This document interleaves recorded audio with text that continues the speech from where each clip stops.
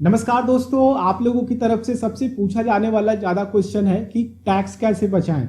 हमारी इनकम 7 लाख रुपए है, हमारी इनकम 8 लाख रुपए है, हमारी इनकम 10 लाख रुपए है, तो हम टैक्स कैसे बचाएं। तो मैं आप लोगों को यही बताने वाला हूं कि आप लोग कहां कहां इन्वेस्टमेंट करके, या फिर जो स्पेशली जो एम्प्लॉयज़ के लिए होते हैं, प्राइवेट और गवर्नमेंट एम्प्लॉयज़ के लिए, कि उनके सामने कौन कौन से इन्वेस्टमेंट ऑप्शन है, या फिर वो पैसा अपने कहां पे रख करके टैक्सेस को सेव कर सकते हैं। तो वीडियो काफी इंपॉर्टेंट है। अपनी कलीग्स के साथ, अपने फ्रेंड्स के साथ, अपने फैमिली, अपने पेरेंट्स के साथ जरूर शेयर कीजिएगा, जिससे कि वो लोग भी सारी लिस्ट को बना सकें और अपना ITR फाइल करने जाएं तो ये सारे लिस्ट अपने पास रहें, जिससे कि उनको पूरा रिटर्न मिल सके अगर इनकम टैक्स फाइल करने जा रहे हैं। तो वीडियो काफी इंपॉर्टेंट है। वीडियो अच्छी लगे तो लाइक कीजिएगा, ना अच्छी लगे तो डिसलाइक भी कर सकते हैं।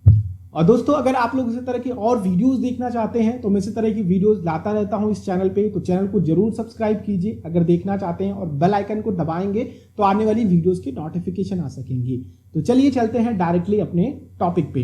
तो देखिए, अगर आप लोग इनकम टैक्स सेव करते हैं तो आप लोगों को कितना फायदा हो सकता है ये देखिए। अगर आप लोग इनकम टैक्स स्लैब्स को देखेंगे तो स्पेशली हम लोग 11 लाख रुपए पे बचाएंगे अपना टैक्स, ठीक है। 11 लाख रुपए अगर हम लोग की अर्निंग हो रही है तो हम लोग कोशिश करें कि हमें एक भी रुपए टैक्स ना देना पड़े। तो अगर आपकी इनकम 2.5 से 5 लाख के बीच में है तो हमें 12,500 रुपए के टैक्सेस वहां पे देने पड़ते हैं, जो कि गवर्नमेंट की तरफ से छूट दे दिया गया है कि आप लोग इस सेक्शन में 12,500 रुपए तक का मैक्सिमम टैक्स रिबेट ले सकते हैं। लेकिन उसके बाद में आप लोगों को छूट नहीं मिलती है। 5 से 10 लाख वाले में आप लोगों को 20% के टैक्सेस देने पड़ेंगे, ठीक है। तो अगर आप लोगों की इनकम 5 लाख रुपए ज्यादा होती है, 10 लाख तक चली जाती है, तो आप लोगों को 5 लाख रुपए पे 20% का टैक्स देना पड़ेगा। वहीं पे अगर आप लोग नए टैक्स स्लैब में जाते हैं तो 15% और इस तरह से आप लोगों का डिवाइड कर दिया गया है।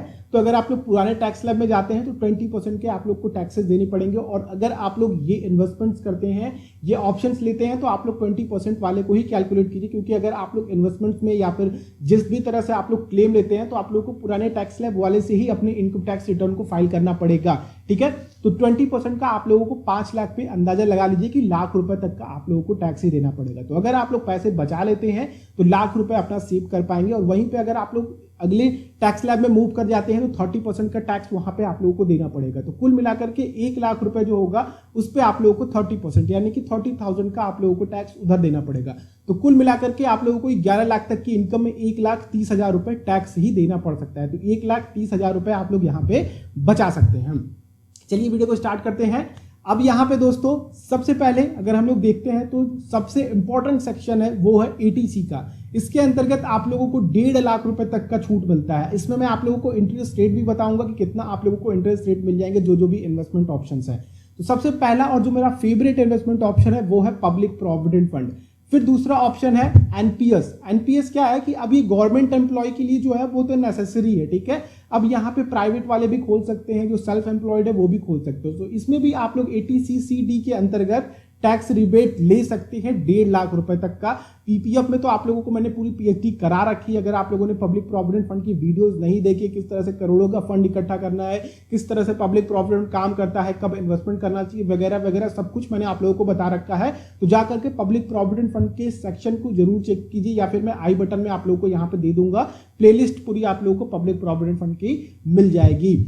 नेक्स्ट इन्वेस्टमेंट ऑप्शन है दोस्तों कि अगर आप लोग अपने लाइफ इंश्योरेंस की प्रीमियम पे करते हैं तो इसमें भी आप लोग टैक्स डिडक्शन ले सकते हैं अप टू 1.5 लाख। ध्यान ये रखिएगा जो भी आप लोग सालाना प्रीमियम पे कर रहे हैं उसका जो मैच्योरिटी अमाउंट है लाइफ इंश्योरेंस का वो 10 टाइम्स ज्यादा हो, ठीक है, 10 गुना हो, तभी आप लोगों को इसमें छूट मिलेगा। और अप्रॉक्स सभी लाइफ इंश्योरेंस की प्रीमियम जो भी आप लोग डाल रहे हैं वो 10 टाइम्स होती है। इससे कम तो कोई भी कंपनी आप लोगों को ऑफर ही नहीं करती है। नेक्स्ट ऑप्शन जो आप लोगों के लिए वो है इक्विटी लिंक सेविंग स्कीम। इसमें आप लोगों को हाई जनरेशन ऑफ रिटर्न मिलेगा, साथ ही आप लोगों को टैक्स सेविंग का ऑप्शन भी मिलता है, जो कि आप लोगों का 1.5 लाख होगा और ये ATC के अंतर्गत ही आएगा। और इसी के अंतर्गत आप लोग क्लेम कर सकते हैं। इसमें आप लोगों के टैक्सेस लगते हैं, लेकिन जो आप लोग कैपिटल गेन करते हैं उसमें लगते हैं। शॉर्ट टर्म कैपिटल गेन और लॉन्ग टर्म कैपिटल गेन ये लगते हैं 10 to 15%। तो इस बात का भी आप लोग ध्यान रखिएगा। लेकिन पर्टिकुलर फाइनेंशियल ईयर में आप लोग अगर इन्वेस्टमेंट करते हैं तो अपनी इनकम का 1.5 लाख रुपए इसमें डाल करके टैक्स फ्री करा सकते हैं। नेक्स्ट ऑप्शन है आप लोगों के सामने सुकन्या समृद्धि योजना। थोड़ा जल्दी चल रहा हूं जिससे कि आप लोगों को सारी चीजें मिल पाए और इस वीडियो को छोड़ करके आप लोग भगे मत, वरना आप लोगों को आगे की चीजें नहीं मिल पाएंगी। कौन कौन से ऑप्शन है आप लोगों के सामने। सुकन्या समृद्धि योजना बच्चियों के लिए ये वरदान स्कीम है। अगर आप लोग बिल्कुल सेफ तरीके से चलना चाहते हैं, अगर आप पब्लिक प्रोविडेंट फंड को देखते हैं तो वो अपने लड़कों के लिए ले सकते हैं, लेकिन अपनी लड़कियों के लिए सुकन्या समृद्धि योजना ही लीजिएगा। अगर आपको उनकी शादी की फिक्र है, अगर आप लोगों को उनकी पढ़ाई की फिक्र है, अगर उनकी फ्यूचर को आप सिक्योर करना चाहते हैं तो यहाँ पे उनको अच्छे ब्याज मिलेंगे as compare to public provident fund. हमेशा आप लोगों को सुकन्या में ज्यादा ब्याज देखने को मिलेगा पब्लिक प्रोविडेंट फंड से, जो कि अप्रॉक्स 8+ हो सकता है। अभी फिलहाल इकोनॉमिक कंडीशन की वजह से सारे फाइनेंशियल इन्वेस्टमेंट्स जो है, जो खास करके पोस्ट ऑफिस या फिर गवर्नमेंट सेविंग स्कीम्स है, उसमें कम है, लेकिन आप लोगों का फाइनेंशियल कंडीशन सही होगी तो इन्वेस्टमेंट्स में रिटर्न भी सही मिलेंगे।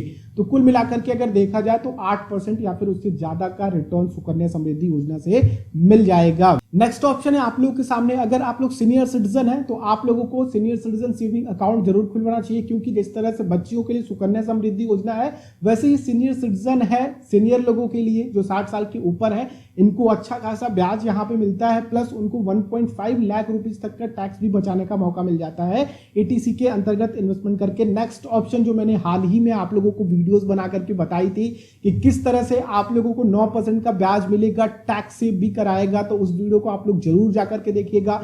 आई बटन में आप लोगों को दे दूंगा, उस वीडियो को देखिए। तो टैक्स सेव और एफडीज में इन्वेस्टमेंट करते हैं दोस्तों, ये स्पेशली 5 साल की होती है। फिक्स डिपॉजिट आप लोगों को गारंटीड रिटर्न का मौका देती है, और आप लोगों को ये इन्वेस्टमेंट 5 साल के लिए कराना होगा। ये 5 साल के लॉक इन पीरियड के साथ आती हैं। तो आप लोग जिस भी फाइनेंशियल ईयर में इन्वेस्टमेंट करते हैं टैक्स सेव और एफडीज में, उस फाइनेंशियल ईयर के लिए आप लोग 1.5 लाख रुपए तक का इन्वेस्टमेंट टैक्स फ्री करा सकते हैं। National saving certificate guys, national saving certificate में भी आप लोग अपना इन्वेस्टमेंट करते हैं तो इसमें भी आप लोग एटीसी के अंतर्गत क्लेम कर सकते हैं। पोस्ट ऑफिस की स्कीम है, ये भी आप लोगों को 7.5 से 8% का ब्याज सालाना दे देती है, तो ये भी एक बेहतरीन स्कीम है अच्छे ब्याज ऑन करने के लिए। और नेक्स्ट और आखिरी ऑप्शन जो मुझे लगता है कि ये तो सभी प्राइवेट एम्प्लॉय के पास होगा, एम्प्लॉय प्रोविडेंट फंड। इसमें जो भी आप लोगों का कंट्रीब्यूशन जा रहा है उसको क्लेम करना मत भूलिएगा, क्योंकि ये भी एटीसी के अंतर्गत आता है। और इसमें आप लोगों का जो भी कंट्रीब्यूशन जा रहा है, जो भी एम्प्लॉयर का कंट्रीब्यूशन जा रहा है वो नहीं, केवल आप लोगों का कंट्रीब्यूशन जो 12% जा रहा है उसके लिए आप लोग यहाँ पे टैक्स रिबेट ले सकते हैं। तो जो भी मैं आप लोगों को इन्वेस्टमेंट ऑप्शन बताए उन सभी को नोट डाउन कर लीजिए और देखिए कि आप लोगों का इन्वेस्टमेंट अभी कहाँ कहाँ जा रहा है और कितना अमाउंट आप लोगों ने अभी तक इन्वेस्ट कर दिया है। अगर आप लोगों की इनकम 6.5 लाख रुपए तक है तो आप लोग एटीसी के अंतर्गत ही पूरा क्लेम ले सकते हैं। बाकी अगर नहीं भी है तो आगे जो मैं ऑप्शन आप लोगों को बताने वाला हूं वो भी आप लोगों का आ जाएगा, तो एटीसी को आप लोगों को पूरा यूज करने की जरूरत नहीं है, उन सबों में भी आप लोग अपना टैक्स रिबेट ले सकते हैं। नेक्स्ट इसी में है कि आप लोग अगर होम लोन की रीपेमेंट भी करते हैं, खास करके जो प्रीमियम होती है और वो आप लोगों की प्रिंसिपल रीपेमेंट हो, तो उसमें भी आप लोग एटीसी के अंतर्गत रीपेमेंट पे 1.5 लाख तक का ले सकते हैं। तो अगर आप लोगों का होम लोन भी है तो वो भी आप लोग एटीसी के अंतर्गत क्लेम कर लीजिएगा। नेक्स्ट ऑप्शन आप लोगों के सामने आता है एटीसीसी-D1 के तहत अगर आप लोग एनपीएस में अपना कंट्रीब्यूशन करते हैं एक्स्ट्रा तो 50,000 रुपीज तक का इसमें भी क्लेम मिल सकता है। तो कुल मिलाकर के एटीसी और एटीसीसी-D मिलाकर के 2 लाख रुपए आप लोगों ने टैक्स बचा लिया। अब जो नेक्स्ट ऑप्शन आप लोगों के सामने आता है वो है हेल्थ इंश्योरेंस की प्रीमियम। हेल्थ इंश्योरेंस में थोड़ा सा तिगड़ा में इसको समझिएगा। आप लोग अगर इंडिविजुअल लेता है, जैसे कि मैं लेता हूं, तो 25,000 पे क्या है कि मेरा इंडिविजुअल प्रीमियम फ्री हो जाएगा, यानी कि टैक्स से फ्री हो जाएगा 25,000 रुपए।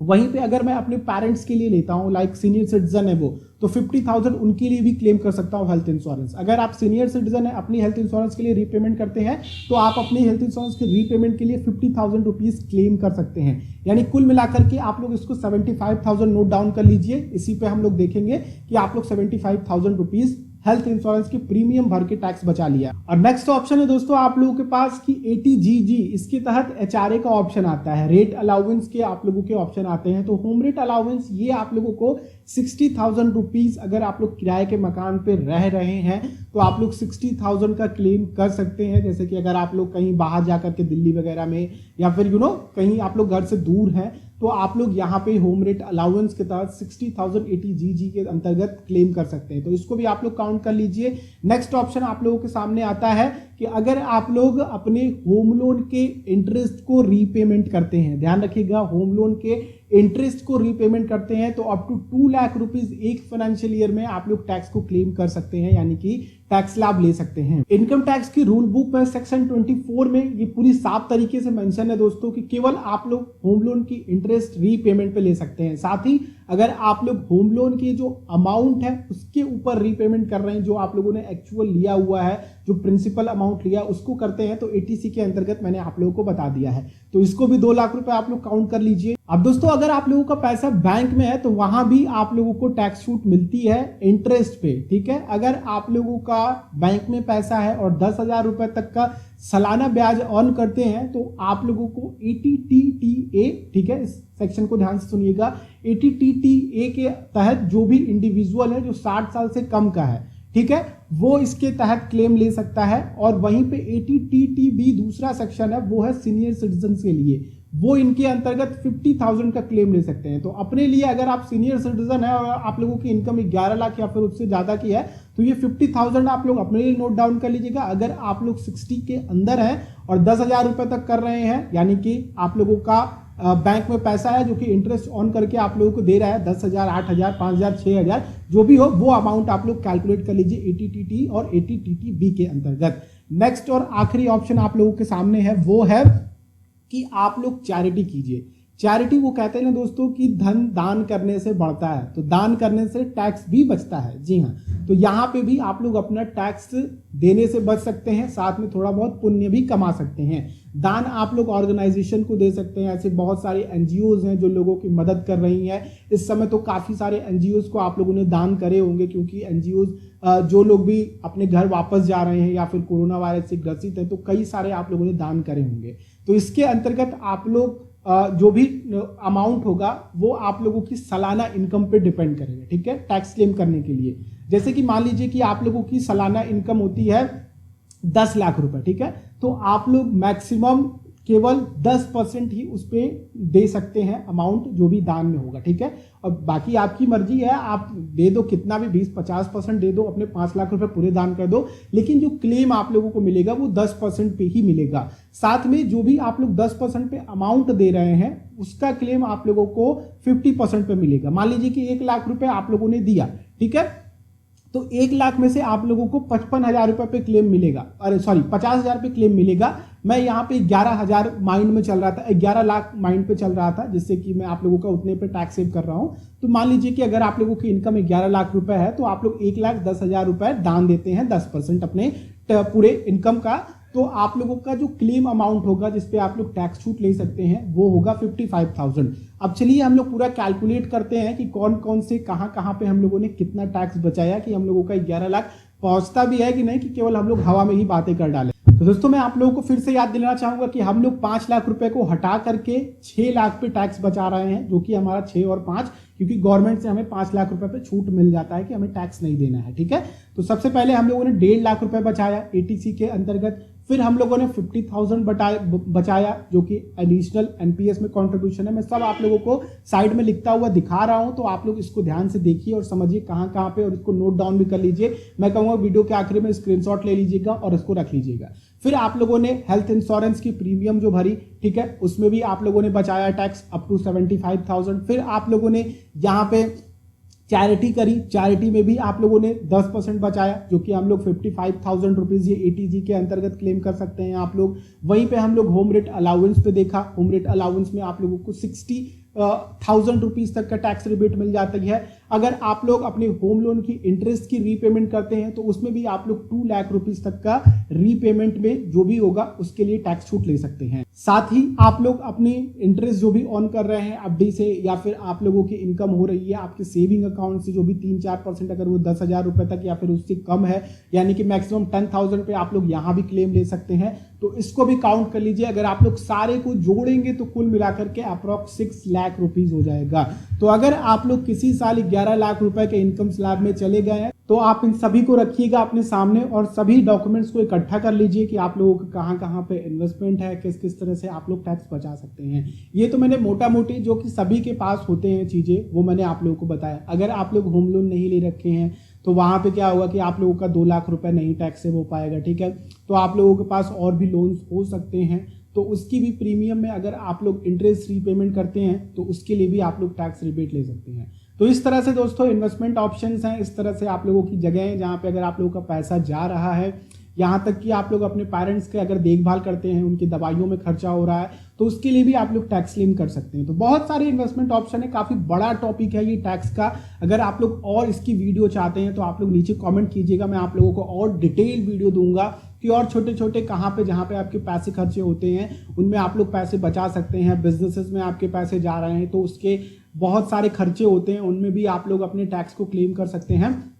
बहुत सारी चीजें हैं। तो चलिए इस वीडियो को यहीं एंड करते हैं। अगर आप लोगों का कोई भी क्वेश्चन हो या फिर आप लोगों को लगता है कि नहीं भाई ये चीजें गलत है, ये चीजें नहीं होनी चाहिए, तो आप लोग मुझे प्लीज नीचे कमेंट बॉक्स में करेक्ट कीजिएगा। मुझे काफी खुशी होगी, आप लोगों की तरफ से पॉजिटिव या फिर नेगेटिव फीडबैक मिलता है, मैं उस पर अमल करता हूँ। तो चलिए वीडियो को लाइक कर दीजिए, अगर आप लोगों को अच्छा लगा हो दूसरों के साथ भी शेयर कर दीजिए और उनकी भी मदद कीजिए इस चीज को समझने के लिए। और दोस्तों आप लोग इस तरह की और वीडियोस देखना चाहते हैं तो सब्सक्राइब कर लीजिएगा और बेल आइकन को क्लिक कर लीजिएगा। आई होप आप लोग यहाँ तक देख रहे हैं तो सब्सक्राइब कर ही लेंगे। नेक्स्ट वीडियो में मिलते हैं, आप लोगों का दिन शुभ हो। जय हिंद।